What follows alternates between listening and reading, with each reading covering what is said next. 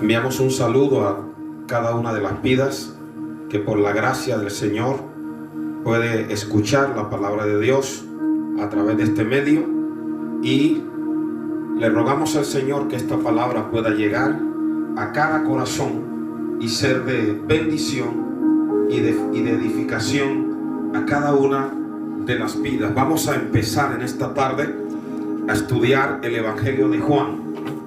Tenemos que decir que los últimos libros que se escribieron en el Nuevo Testamento son los libros de Juan. Amén. Tanto el Evangelio de Juan como el Apocalipsis, Primera de Juan, Segunda de Juan y Tercera de Juan son los últimos libros que cierran el canon del Nuevo Testamento.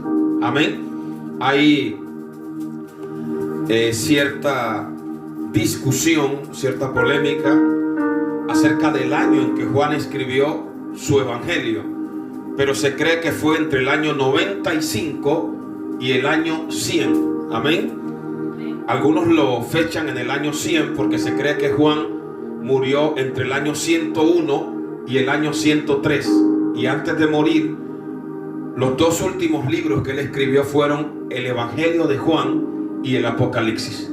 ¿Cuánto le damos a Dios la gloria? Amén.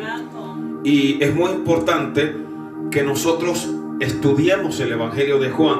El Evangelio de Juan no tiene parábolas. Si usted mira el Evangelio de Mateo, usted mira el Evangelio de Marcos, Lucas, ahí va a encontrar parábolas. En Juan no hay ni una sola parábola. ¿Por qué? Porque como él escribió al final, él se propuso relatarnos cosas que no habían sido relatadas por los otros evangelistas. Amén. A los tres primeros evangelios, pueden tomar asiento, se les llama evangelios sinópticos porque se describen desde una misma óptica, pero el Evangelio de Juan es un evangelio diferente. Amén. Así que es muy importante que nosotros conozcamos el Evangelio de Juan, lo estudiemos a profundidad. De hecho, yo siempre recomiendo a alguna persona que nunca haya leído la Biblia que empiece por el Evangelio de Juan. Amén.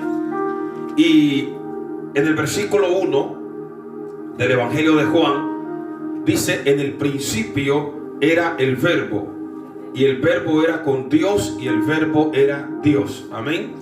Repito, en el Evangelio de Juan no se nos narra la fecha del nacimiento de Jesús. No se nos habla en el Evangelio de Juan acerca de la tentación de Jesús. En el Evangelio de Juan usted no va a ver a Jesús echando fuera un solo demonio. Amén.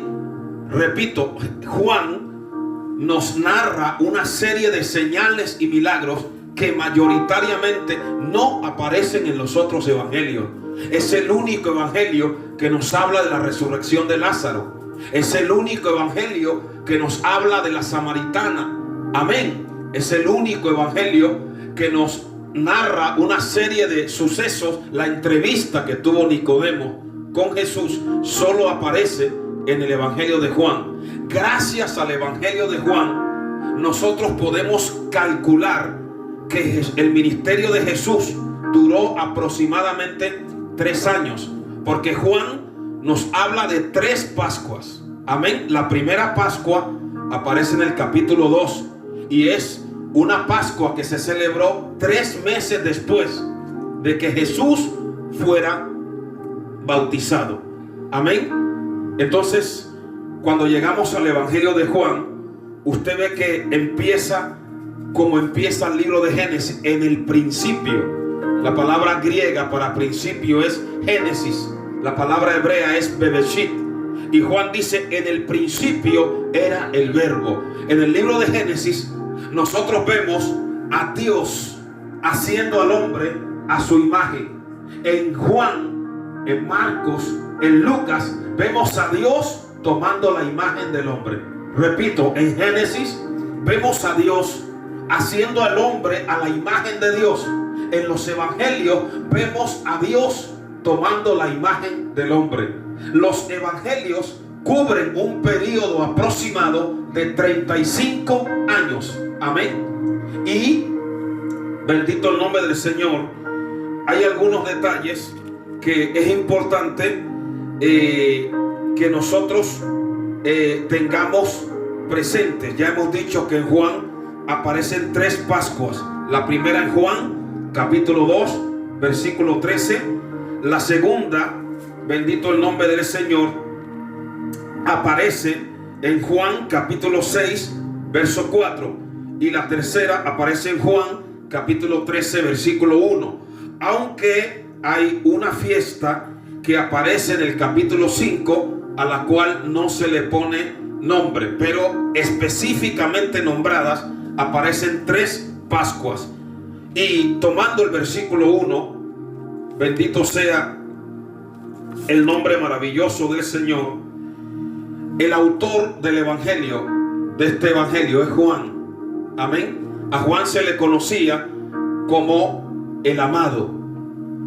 Cuando Juan fue llamado por el Señor, Juan no era un hombre que revelaba esas características espirituales. Recuerde que Juan un día viene con su madre y le dice al Señor: Señor, queremos que en tu reino. Ella le dijo: mis hijos se sienten uno a tu derecha y otro a tu izquierda. Amén. De hecho, en la Biblia, en una ocasión cuando Jesús iba hacia Samaria, Juan y otro discípulo, cuando vieron que al Señor no lo recibieron, dijeron: Señor, ¿quieres que oremos y caiga fuego del cielo? O sea, ¿dónde quiero ir, hermano? Que cada uno de nosotros debe permitir al Señor que el Señor lo moldee, que el Señor lo trabaje como el barro en las manos del alfarero. Porque si uno se deja trabajar por el Señor, uno puede llegar a ser una gran bendición en las manos de Dios. Este Juan, que en una ocasión el Señor lo tuvo que reprender a su madre delante de todo. Amén. Fue un hombre que se dejó moldear, porque él adoptó una costumbre de no recostarse sobre el corazón de él, sino sobre el pecho de Jesús. ¿Cuánto le damos a Dios la gloria? Hermano, el que confía en su propio corazón, dice la palabra, hermano, fracasa.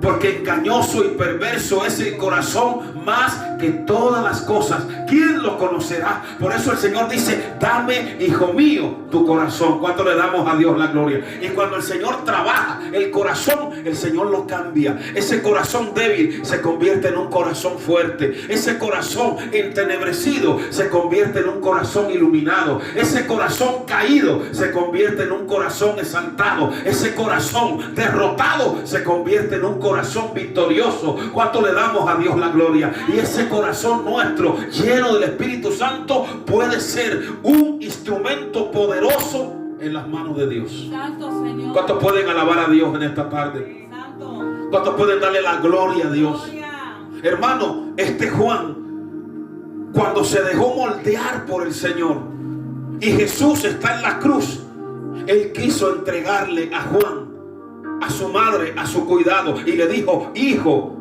he ahí a tu madre. Madre, he ahí a tu hijo. Aleluya. Ese Juan que se dejó moldear fue el primero, hermano, que llegó a la tumba después de que María Magdalena lo vio. Aunque él no entró, pero fue el primero de los apóstoles en creer que Cristo había resucitado. Dice: y vio y creyó. ¿Cuántos pueden bendecir al Señor? Entonces, a ese Juan, que significa favor de Dios, gracia de Dios, Dios le dio el privilegio de escribir una de las historias más bellas que se han escrito acerca de Jesús. Usted ve que Juan no empieza como Mateo o como Marcos o como Lucas con genealogías. No, él nos conecta a Jesús con la eternidad, con la eternidad pasada. Y dice: en el principio era el verbo. Esa palabra verbo es una palabra griega. Para los griegos el verbo era la palabra, pero Juan va más allá de la palabra y nos muestra que el verbo era y es la segunda persona de la Trinidad. Para Juan el verbo es la palabra hecha carne. ¿Cuánto le damos a Dios la gloria? Y esa palabra en hebreo, la palabra, el menra en hebreo, era la palabra creativa de Dios. Cuando Dios empezó a trabajar en el universo, hermano, Dios daba la palabra, amén, y la palabra creaba, y la palabra formaba, amén. Y dice la Biblia que todas las cosas por Él fueron hechas, y sin Él nada de lo que ha sido hecho fue hecho. ¿Cuánto le damos a Dios la gloria? Hermano, hay una traducción que se llama la traducción del Nuevo Mundo de las Sagradas Escrituras, de los Testigos de Jehová. Esa traducción adultera el versículo original de la palabra, porque en la Biblia de los Testigos de Jehová, aquí en la Biblia original, la que tenemos de la primera traducción del 1868, luego vino la versión de 1909, y esta que tenemos, que es la que a mí más me gusta usar, la Reina Valera, en el original dice: en el principio era el verbo, y el verbo era con Dios. Al verbo, la traducción original lo conecta con la persona y la divinidad de nuestro Señor Jesucristo. La traducción de los testigos dice: en el principio era la palabra, y la palabra era con Dios, y luego dice: y la palabra era un Dios con minúscula. Pero Cristo es Dios con mayúscula. Cristo es Dios todopoderoso. ¿Cuánto podemos darle a Dios la gloria? Tomás le dijo: Señor mío y Dios mío.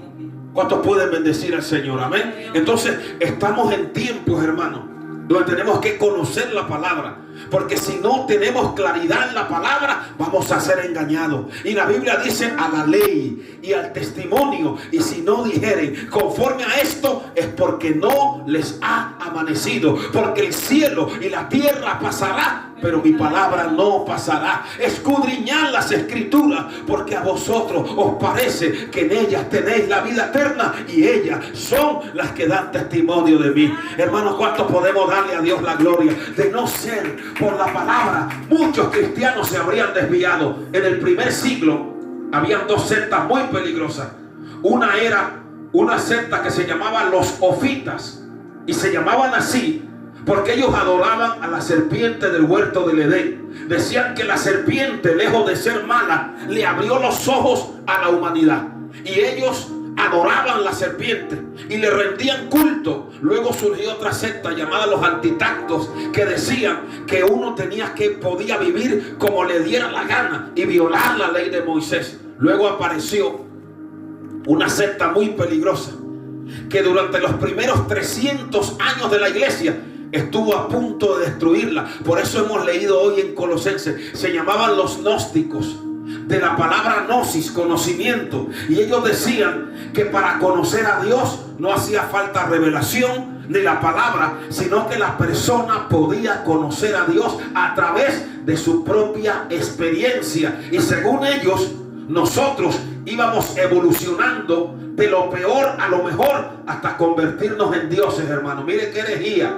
Amén. Y ellos decían que uno no necesitaba de la predicación ni de la palabra, sino que por sí mismo podía llegar a ser Dios y a convertirse en una divinidad.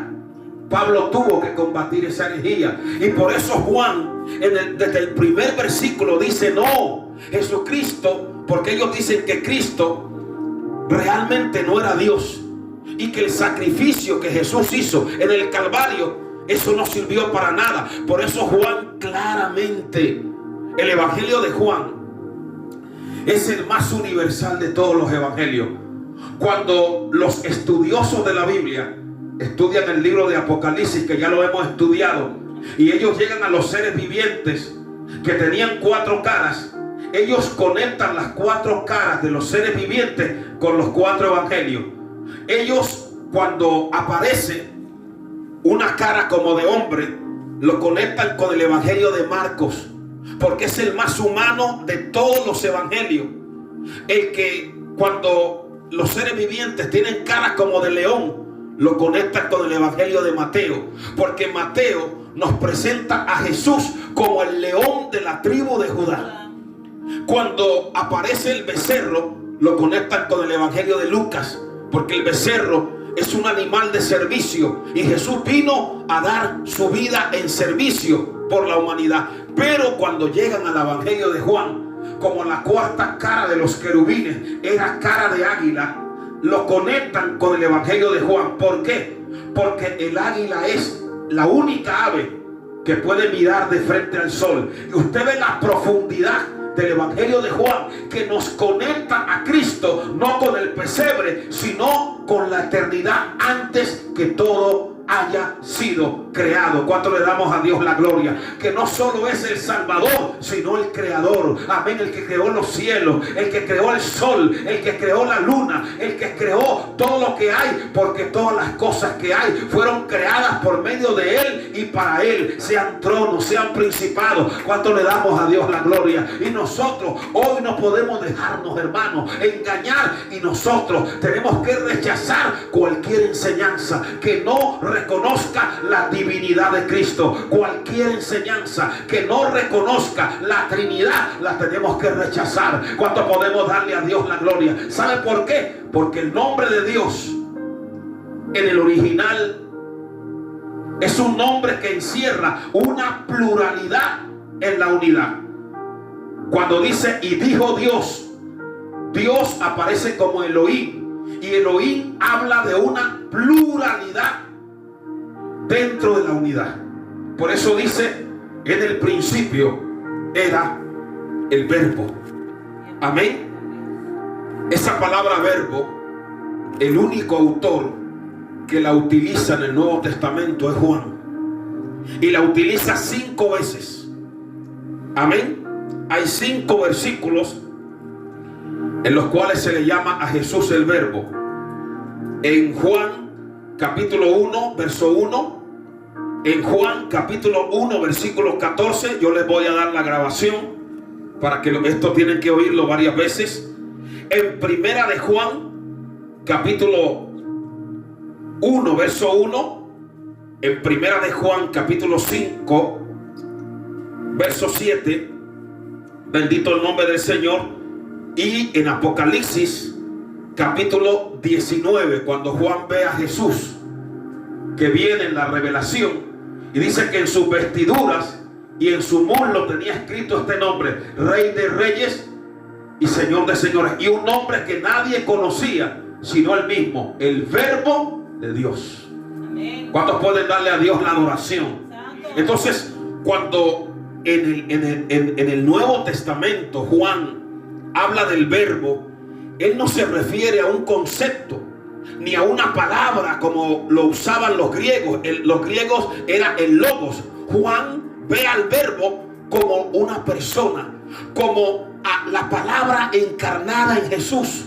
Ve a el verbo como esa expresión de Dios por medio de nuestro Señor Jesucristo. Y nos dice que el verbo no era solo una idea, no era un concepto, era una persona. El verbo era Dios y estaba con Dios.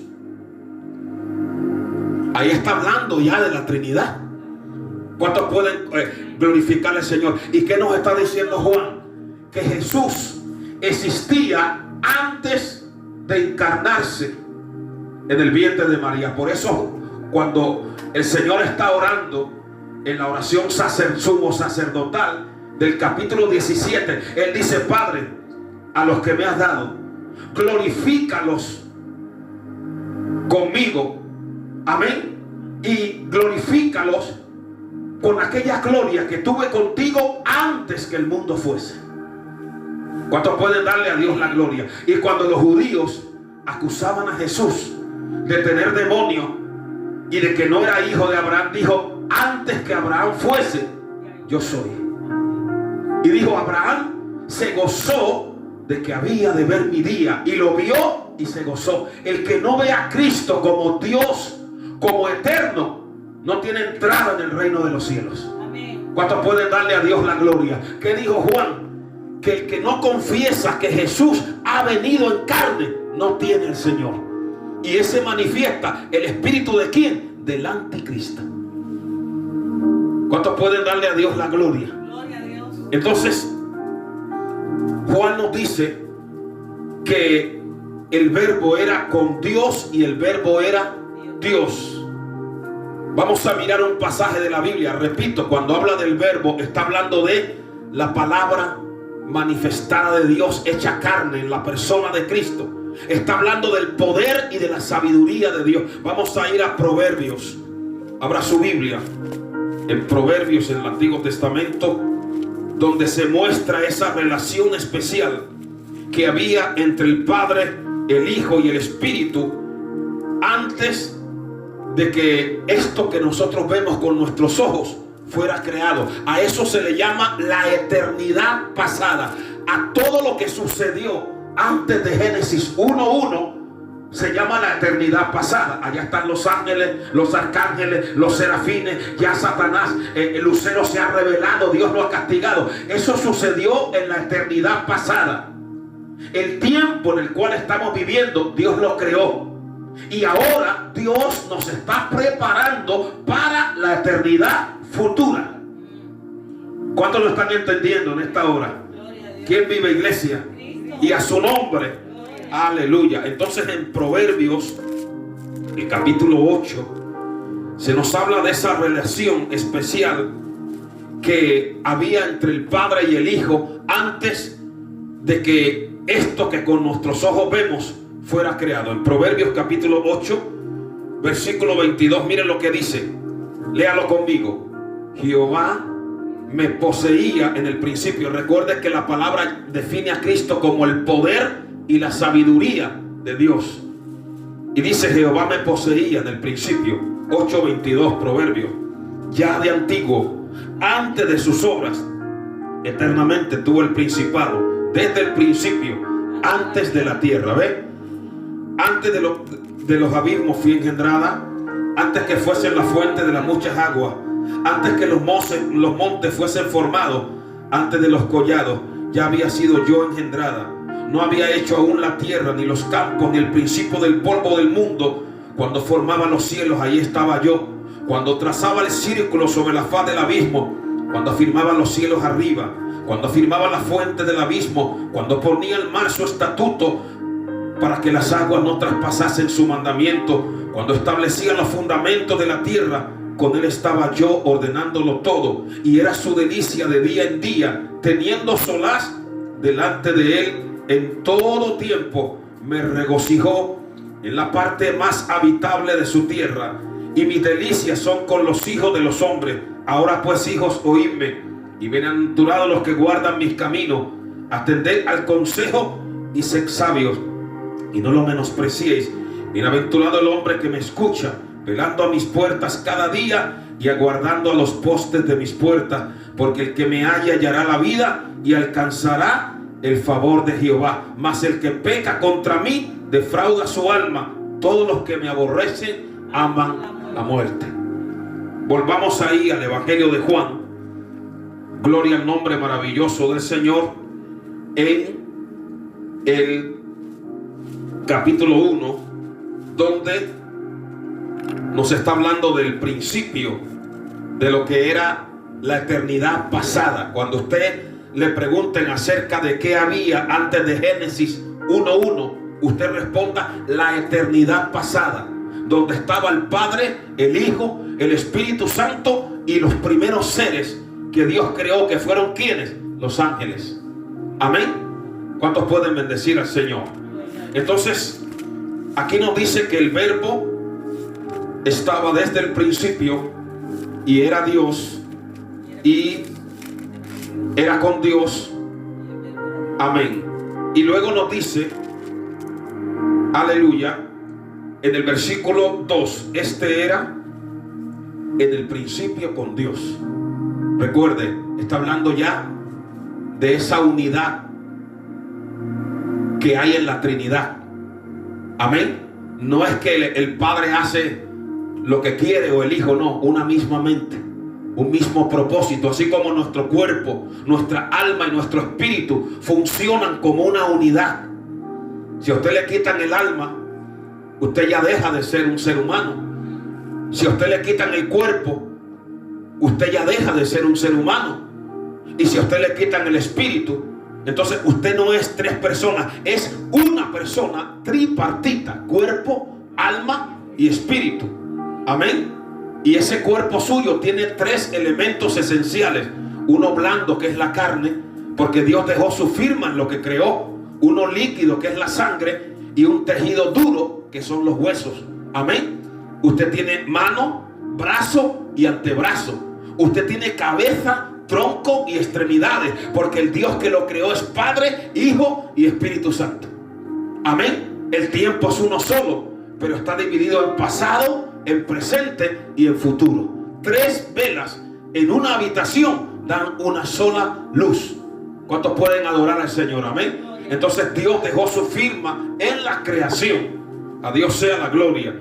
Y en el verso 3, Juan 1:3, nos dice: todas las cosas, léalo conmigo, todas las cosas por Él fueron hechas, y sin Él nada de lo que ha sido hecho fue hecho. O sea, no solo es nuestro Salvador, nuestro Redentor, sino el medio a través del cual todo lo que hay ha sido creado. Vaya y lea conmigo en Colosenses,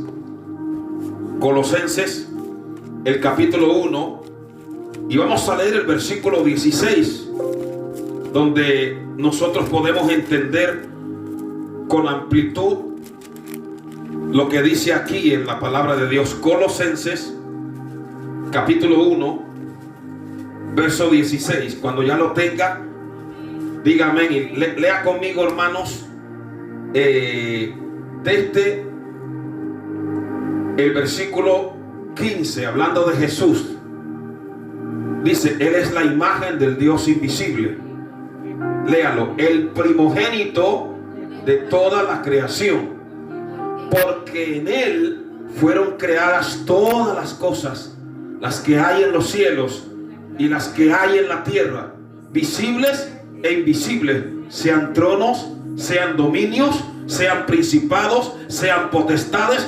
Todo fue creado por medio de Él y para Él. Y en el verso 17, ¿qué dice? Y Él es antes de todas las cosas, y todas las cosas por Él subsisten, y Él es la cabeza del cuerpo, que es la iglesia, el que es el principio, el primogénito de los muertos, para que en todo tenga la preeminencia, o sea, el primer lugar. ¿Cuántos pueden adorar al Señor? Por eso dice la Biblia, la palabra de Dios, aquí en el Evangelio de Juan, que todo fue, por Él fueron hechas todas las cosas, y sin Él nada de lo que ha sido hecho fue hecho.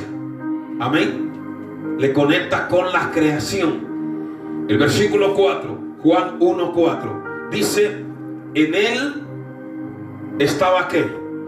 La vida. Hermano, no es lo mismo tener una religión que tener vida. Amén. Y cuando la Biblia habla de, bendito el nombre del Señor, cuando la palabra de Dios habla de vida, está hablando de tres tipos de vida que yo se lo quiero explicar. Hay una palabra griega que se usa para vida, que es la palabra bios. Esa se refiere a la vida biológica. Un niño que nace ahora en un paritorio, en un hospital, tiene vida bios. Ese niño crece, y cuando crezca y tenga uso de razón, tiene que decidir si se queda solo con la vida biológica o recibe la vida Zoe, que es la vida del espíritu. Primer tipo de vida, la vida bios. ¿Dónde aparece la vida bios o la vida biológica? En Lucas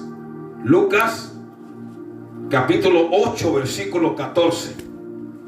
Lucas capítulo 8, ahí aparece la vida bios.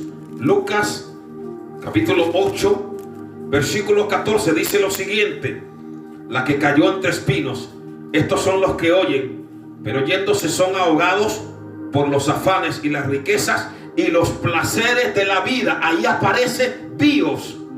Esa persona que oye la palabra, pero que es, hermano, controlada y ahogada por los placeres y el pecado de sus necesidades físicas. Tiene vida biológica, pero no tiene vida espiritual.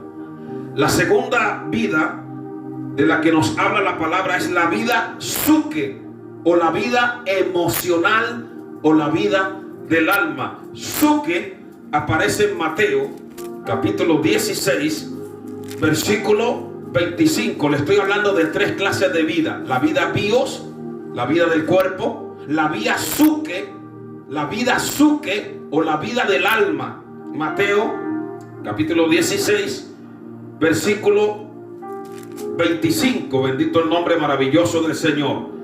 Dice así: Jesús le dijo a los discípulos: si alguno quiere venir en pos de mí, niéguese a sí mismo y tome su cruz y sígame, porque todo el que quiera salvar su vida la perderá, y todo el que pierda su vida por causa de mí la hallará. ¿Qué significa esa vida emocional? Esa vida que se vive solo para los placeres, las emociones. Amén. Lo que te pide la mente, lo que te pide, amén, tus emociones. Pero hay una tercera vida, que es la vida Zoe. La vida Zoe aparece, bendito sea el nombre maravilloso del Señor. La vida Zoe, nosotros la podemos ver aquí en el Evangelio de Juan, capítulo 12. Juan, capítulo 12.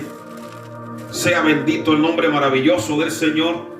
Juan, capítulo 12, versículo del 35 en adelante. Dice: entonces Jesús les dijo: aún por un poco está la luz entre vosotros. Andad entre tanto que tengáis luz, para que no os sorprendan las tinieblas, porque el que anda en tinieblas no sabe a dónde va. Y también quiero que mire, gloria al nombre del Señor, en el Evangelio de Juan, capítulo 3. Aleluya. Juan, capítulo 3. Verso del 17 en adelante: porque no envió Dios a su Hijo para condenar al mundo, sino para que el mundo sea salvo por él. Y dice el versículo 16: porque de tal manera amó Dios al mundo. Recuerde que le he hablado de la vida bios, la física; la vida psuque, la emocional; y ahora la vida Zoe, la vida eterna, la vida del Espíritu. Juan 3:16: porque de tal manera amó Dios al mundo, que ha dado a su Hijo unigénito, para que todo aquel que en él crea no se pierda, mas tenga ¿qué?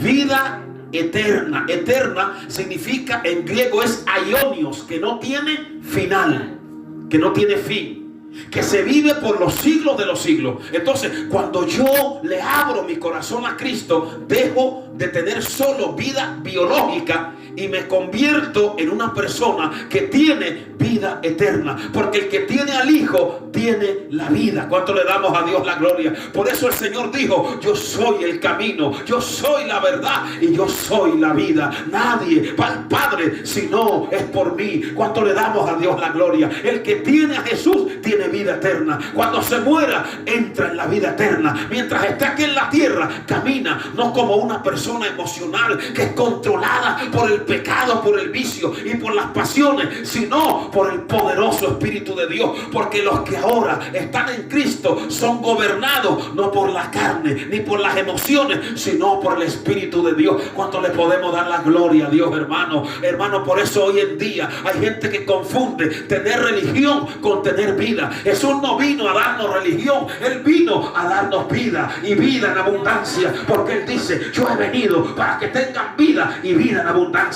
El que tiene a Cristo tiene la vida. No importa lo que le haya dicho el médico, tal vez que le queda un mes de vida, tal vez que va a morir, pero él declara por fe: yo tengo la vida de Dios, aleluya. Y cuando el diablo te viene a pagar, tú tienes que declarar la vida de Dios sobre ti, porque de lo contrario te puedes morir espiritualmente y te conviertes en un valle de huesos secos. Pero el Señor viene y sopla vida en ti cuando le damos a Dios la gloria. Y cada mañana yo tengo la vida de Dios, yo tengo la vida de Dios, estoy sano, soy libre, las cadenas son rotas. Y cuando el enemigo dice, aleluya, que vas a morir, que no puedes, tú dices como David, no moriré, sino que viviré y contaré las obras de Jehová. Oiga, ¿cuántos pueden darle a Dios la gloria en esta tarde? Reciba vida, reciba poder y fortaleza en el nombre de Jesús. Cristo es bueno, hermano. A su nombre. Entonces hay personas que no saben que no es lo mismo existir que tener vida. Esto existe, este púlpito existe, pero no tiene vida.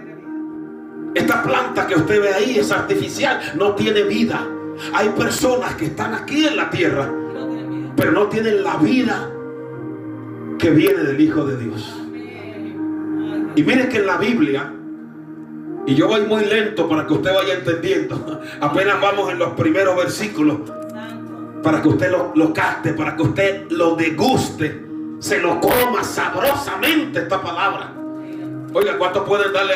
Qué lindo es uno comer buena palabra de Jehová, hermano. No galletitas, sino palabra ungida, palabra buena, palabra que edifique, palabra que te lleve a crecer, palabra que te lleve a entender que tú no estás en una religión, sino que tienes el poder y la vida de Dios. Hey, ¿cuántos pueden dar? El Señor está aquí en esta tarde. Denle la gloria a Él, hermano, porque donde está el Espíritu de Dios, ahí hay libertad. Aleluya. A Él sea la gloria. Denle un aplauso al Señor en esta tarde. Reciba a Dios toda la gloria, hermano. Amén. Que los que estamos aquí tenemos la vida de Dios. Que tenemos problemas, pero tenemos vida. Que nos duele algo, pero tenemos vida. Que el diablo cree que nos va a derrotar, pero él se equivoca, porque tenemos la vida de Dios. Que el enemigo dice, ay, hoy está débil, hoy no va a poder recibir la palabra. ¿Cómo que no? El Señor te reprenda, que yo tengo la vida de Dios. Amén. Hoy está alicaído, no está alicaído, no. La vida de Dios fluye sobre él cuando le damos a Dios la gloria. Que está apagado, no, porque donde hay vida, hay poder, hay fuerza. Oiga, cuando le damos a Dios la gloria, hermano, donde hay vida, los demonios tienen que retroceder. Donde hay vida, la enfermedad se va. Donde hay vida, hay poder. Donde hay vida, lo que era un valle de huesos secos se convierte en un ejército poderoso, porque yo he venido para que tengan vida. Donde hay vida no hay amargura. Donde hay vida no hay caras arrugadas. Donde hay vida uno se goza. Donde hay vida uno se regocija, porque la vida de Dios corre en medio nuestra. Ay, ¿cuántos pueden darle a Dios la gloria? ¿Cuántos pueden adorar al Señor? Declare que la vida de Dios está sobre usted. Y vida en abundancia. Yo lo declaro en esta tarde y lo recibo en el nombre de Jesús. Poderoso Dios. Aleluya. Cristo es bueno, hermano. A su nombre sea la gloria. Y usted ve la conexión que hay en la palabra entre vida y luz. Nadie puede decir que tiene vida si no tiene luz. Hay una conexión. Si quieren, vaya al libro de Génesis conmigo. Génesis, el capítulo 1. Oh, a Dios sea la gloria. Esto está precioso. Génesis, el capítulo 1. Y mientras usted va alabando a Dios, no se deje robar la vida, el gozo, la adoración, porque Jehová habita en medio de la alabanza de su pueblo. A Dios sea la gloria, hermano. Amén. No nos dejemos robar el gozo, la alabanza. Gocémonos y alegrémonos. Amén. Aleluya. Mire, cuando usted llega al libro de Génesis, mire lo que dice la palabra de Dios. En el principio creó Dios los cielos y la tierra. ¿Y cómo estaba la tierra? Desordenada y vacía. Amén. Hermano, cuando uno no tiene a Cristo, uno está en desorden y está vacío. Pero dice que el Espíritu de Dios empezó a moverse en ese caos, en ese desorden, y empezó a trabajar, a ordenar. ¿Por qué tú estás aquí en esta tarde? Porque el Espíritu de Dios se ha movido en el caos de tu vida. Amén. Y he empezado a poner orden. A ordenar tu vida, aunque te duela, aunque el diablo muchas veces te diga, ay, que solita estás. No, mejor estar con Cristo que estar con el diablo y con el pecado. El que está con Cristo no está solo, nunca está solo, porque Él dijo, yo estoy contigo todos los días hasta el fin del mundo. Amén. Entonces, miren lo que había: un caos, había un desorden, pero el Espíritu de Dios se movía. Amén. Y lea conmigo el versículo 3. Y dijo Dios, ¿qué es lo primero que dice Dios cuando ya crea para empezar a traer orden? Sea la luz. Y fue la luz. Cuando Dios te revela, hermana, cuando el Espíritu Santo te quita lo que le quitó a Saulo de Tarso y te abre los ojos, tu vida empieza a ser ordenada. Oh, ¿cuántos podemos darle a Dios la gloria? Por eso lo que ha ocurrido en nosotros no es de una religión, no nos lavaron el cerebro, no. Es que así como el Espíritu de Dios se movió sobre ese caos, también se movió sobre el caos y el desorden de nuestra vida y ha traído orden en nosotros. Hermano, donde está el Espíritu de Dios hay orden.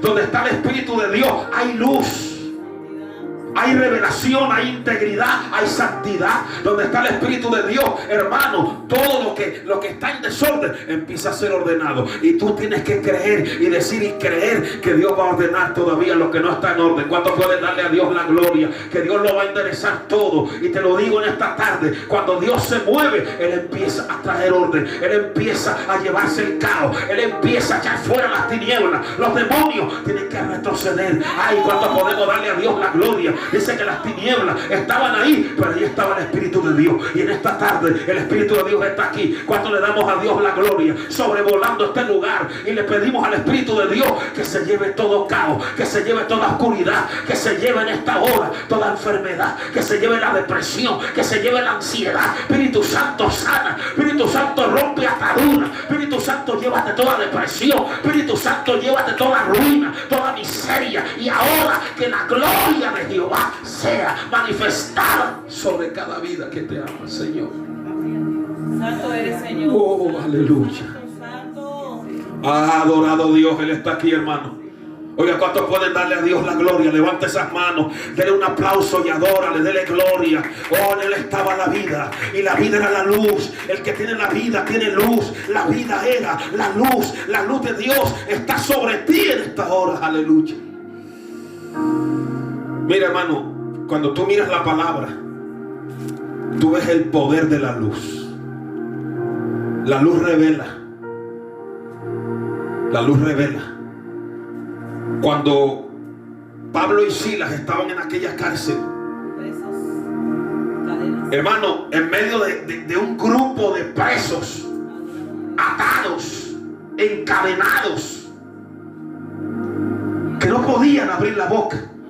Algunos estaban ahí presos porque habían cometido crímenes, violaciones, habían tal vez asesinado a un familiar, y ahí atados con una cremallera en la boca.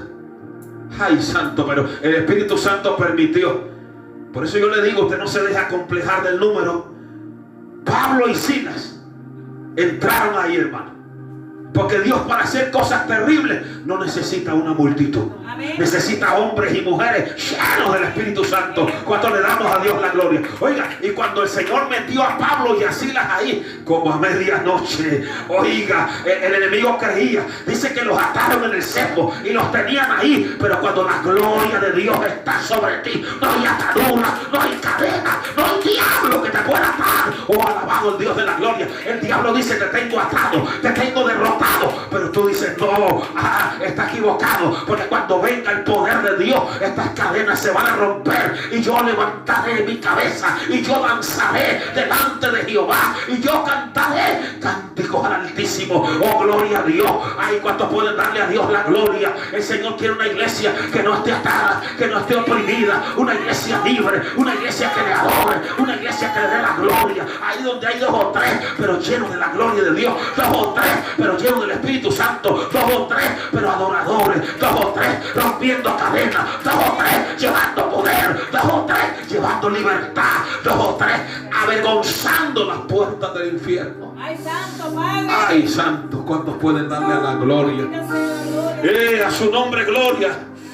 A su nombre gloria, hermano. Y cuando uno adora, y cuando uno está lleno de la vida de Dios, la gloria de Dios se mueve. Y ahí donde uno está, ahí donde uno puede dormir, oiga, eso se transforma. Y ahí donde uno está como atormentado, eso se vuelve un trozo de cielo, porque uno hace que el cielo venga a la tierra. Santo eres, Padre. Y Mashakaya la Sajakima.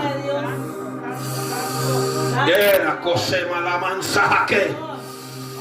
Oh, gloria, oigan, está aquí, hermano, adore, adore, adore. Levante esas manos, dele gloria. Ay, santo hermano, dele gloria, dele gloria, dele gloria, dele gloria, dele gloria. Se rompen esas cadenas, se rompen esas ataduras, se rompen ahora, ahora, ahora, ahora, ahora, ahora. Recibe el milagro de Dios. Ay, Samalajasa.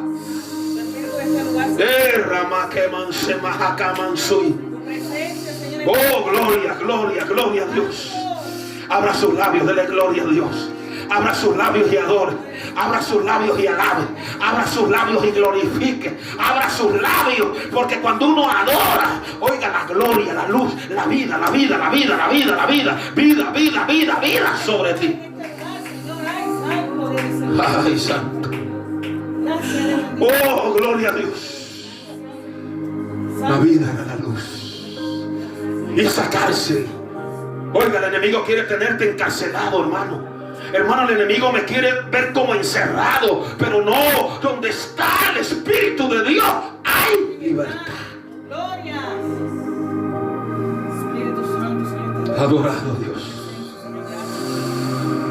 Hermano, la luz revela. Oiga, cuando la gloria de Dios cae, las cadenas se rompen. Oiga, y entonces le dice Pablo a Silas: vamos a adorar a Dios. Silas, no nos vamos a quejar. Silas, no nos vamos a lamentar. Silas, se acabó el lamento. Silas, ahora vamos a alabar a Jehová. Vamos a adorar a Jehová. Porque nosotros tenemos algo que esta gente no lo tiene. Nosotros tenemos al poderoso. Tenemos al verbo. Tenemos al que era desde el principio. Y empezaron a adorar a Dios. Y dice la palabra que cuando adoraron, las cadenas se rompieron. Y las puertas se abrieron. Y yo creo que Dios va a abrir las puertas. He dicho que Dios va a seguir abriendo las puertas. Yo lo creo, Señor, en el nombre de Jesús, Señor. Reciba a Dios toda la gloria. Renovación, Señor, renovación, Señor. Aleluya. Oh, gloria a Dios. Y cuando esa luz vino sobre ese lugar, mire, hasta el carcelero se metió ahí dentro, hermano, pidiendo luz. Y dijo: ¿qué tengo que hacer? Hechos 16, para ser salvo. Y ante la luz del Espíritu se arrodilló. Y el Señor lo salvó. Hermano, la luz derriba. Cuando Saulo iba persiguiendo a los discípulos a buscarlos en Antioquía, y cuando él cruzó hacia Damasco, dice que le rodeó un resplandor de luz del cielo y lo derribó a tierra. Y él dijo: ¿quién eres, Señor? Y el Señor le dijo: yo soy Jesús, a quien tú persigues. Hermano, la luz aclara el futuro.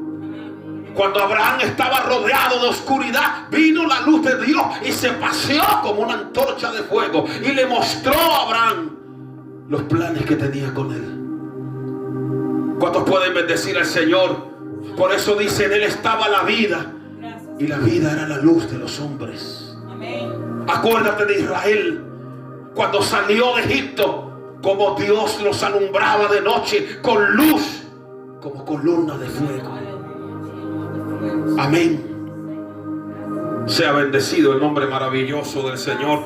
Usted ve que Jesús mismo dijo: yo soy la luz del mundo, y el que me sigue no caminará en tinieblas, sino que tendrá la luz de la vida. Y sabe que me encanta, porque dice la Biblia aquí en Juan donde estamos leyendo, vuelva ahí a Juan. Adorado el nombre maravilloso de Jesús. Señor, gloria. En el versículo 5 dice: la luz en las tinieblas, ¿qué dice? Resplandece. Y lea conmigo, y dice: y las tinieblas no prevalecieron contra ella. Me encanta, porque esa palabra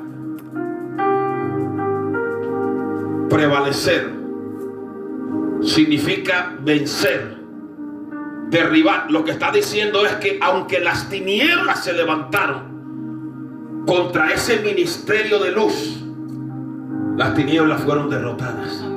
No prevalecieron. La palabra griega para prevalecer las tinieblas en griego es katalambarei, que significa dominar algo. Lo que está diciendo es que hubo una lucha entre la luz y las tinieblas, como cuando Jesús estuvo en la cruz, que dice que hubieron 3 horas de oscuridad y 3 horas de luz, pero al final las tinieblas tuvieron que retroceder sobre el Calvario. ¿Cuántos pueden bendecir al Rey de Gloria?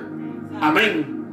Recuerda que cuando Jesús murió y fue encerrado en aquel huerto, en aquella tumba, hubieron noches de oscuridad ahí, 3 noches, pero al final la gloria de Dios descendió, la luz, el poder, y Jesús salió victorioso de entre los muertos. Y hermano, así como aquí dice la palabra que las tinieblas no prevalecieron, aunque hubo una batalla, en cada batalla que haya en tu vida contra las tinieblas, el enemigo va a estar derrotado. Yo creo que ya casi me voy a quedar aquí para seguir mañana este precioso estudio. Entonces hay una batalla. Siempre la persona que tiene la luz de Dios se va a enfrentar a las tinieblas, sea dentro de la familia, sea en el trabajo, sea en la calle, en el mundo que le rodea. Pero esa persona tiene que entender que quien tiene que hacer las maletas y huir no es la persona. Usted no tiene que decir: no, estoy a punto de colgar y tirar la toalla. Usted no va a tirar ninguna toalla, porque Jehová te dice que las puertas del infierno no van a prevalecer contra ti, y que el enemigo está bajo la planta de tu pie. ¿Cuánto le damos a Dios la gloria? Las tinieblas no prevalecieron y no prevalecerán. ¿Cuántos pueden adorar a Dios y a su nombre? Este capítulo es poderosísimo, hermano. Usted cuando lo mira por encima, pero cuando profundiza, hermano, eso es tremendo. ¿Cuánto le damos a Dios la gloria? En este capítulo es donde aparece la primera semana del ministerio de Jesús, que lo vamos a estudiar mañana. Lo que Cristo hizo en los primeros 7 días de su ministerio. Recuerden que antes de empezar su ministerio, aleluya, Él estuvo ahí en ayuno y en oración. Amén. Se retiró al desierto, y allá hubo una batalla entre la luz y las tinieblas, porque el diablo fue a tentarle y a atacarle. Pero al final el Señor le dijo: vete de mí, Satanás. Amén. Porque escrito está: al Señor tu Dios, aunque tú no lo reconozcas, fue el que te creó. A él adorarás y a Él solo servirás. Todo lo que el diablo quiera hacer contra tu vida va a obrar para bien, porque todo va a redundar en el propósito de bendición de Dios sobre tu vida. ¿Cuántos lo creen? Vamos a entonar esa alabanza que entonamos al principio. Vamos a estar en pie en esta tarde. Ya mañana seguiremos y vamos a darle gracias a Dios, y vamos a pedirle al Espíritu Santo que no permita que ninguna opresión, ninguna atadura nos robe la gloria de Dios. Que no importa el problema que tengamos, podamos manifestar la vida de Jehová en nosotros. Que no somos religiosos, sino que somos gente llena de la vida Zoe de Dios. Padre, en el nombre de Jesús, recibe la gloria en esta tarde por tu palabra. Señor, te adoramos. Señor, te bendecimos. Te pido, Dios, por cada hermano que se ha esforzado en esta tarde, pido una doble porción del Espíritu Santo sobre cada uno de ellos. Pido que lo bendigas, pido que lo fortalezcas, Sana toda enfermedad. Guárdalos como a la niña de tus ojos. Y que nada de las tinieblas pueda prevalecer contra ellos. Que el Espíritu de Dios acampe en derredor de cada uno de ellos y los defienda en el nombre de Jesús. Gloria. Señor, aquellos que están oyendo esta palabra, bendícelos, sánalos y dales vida, y vida en abundancia en el nombre maravilloso de Jesús. Vamos a alabar al Señor. A Dios sea la gloria. Aleluya.